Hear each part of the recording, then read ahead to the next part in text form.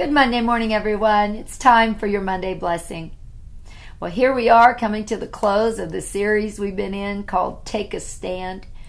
It originated with a prophetic word where God said, you're about ready to give birth to your promise. It's going to be a standing birth. You're going to need strength and all that. So we've been looking at, for the last couple weeks, how to stand when you are expecting.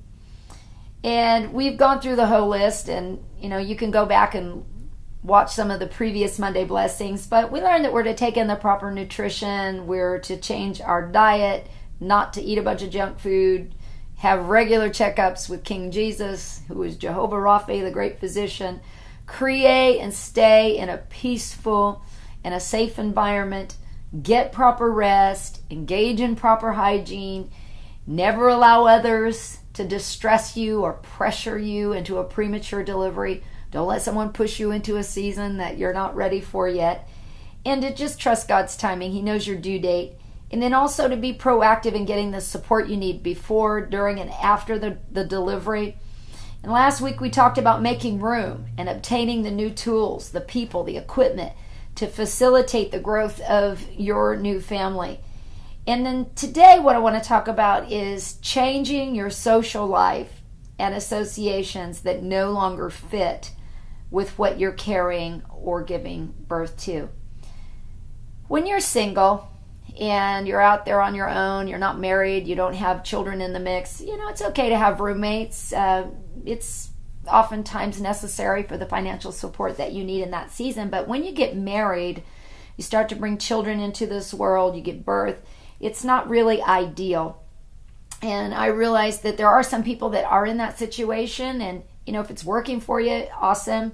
You need that sometimes to share financial responsibility, but it's not a good idea to give your family access, or give people access to your family that bring in a different set of core values, because they start to insert their voices into your parenting, and that is never good.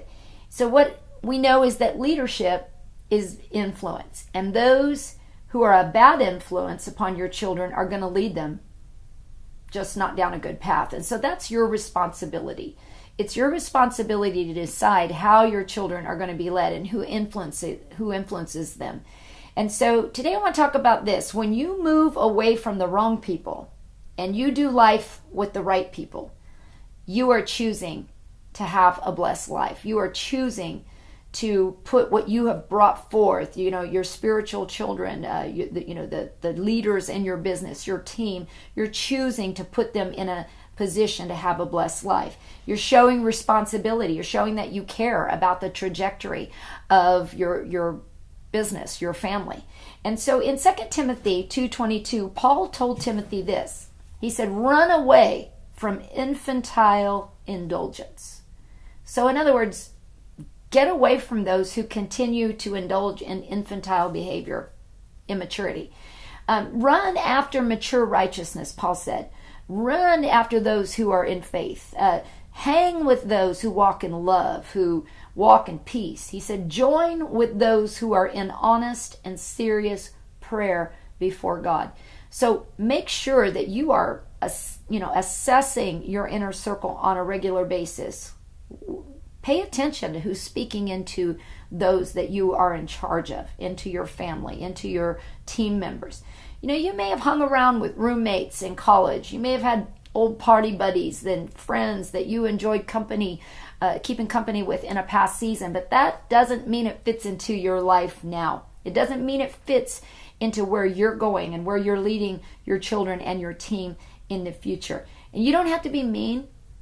You don't have to be unloving. You just need to distance yourself from them slowly. And there's people that you do need to love from a distance. And you need to choose to see some of those people on your terms. In other words, have strong boundaries. Stand with the right people, and you'll have a better chance of having the help and the support you need before, during, and after the delivery. Stand with the wrong people, and you run the risk of harming yourself and your children and end up living with regrets later on. So be wise. Someone, I can't remember who said this, but they said, you can't stand with fools and have a blessed life. Probably Solomon. and they're just people that don't care. They don't care about what it is that you've carried. They don't care about where you're headed. And you just need to identify those people and remove yourself from them. Remember, you're about to have a standing birth. You got to choose who you're going to stand with. And you got to choose where you're going to stand. And no mother, no father in their right mind is going to stand anywhere with people that are unsafe, that are filthy, that are dirty, that are stingy, that are carrying core values that are going to mess up what you brought forth. I hope that makes sense. When you care about what you're carrying and what you've given birth to, you will move away from anyone and anything that is going to destroy it. I love you all. I bless you. I can't wait to hear the testimonies of what God does in and through your life. And let me know how this series affected you. I bless you, and I'll see you next week, okay? It's like you're looking through a telescope.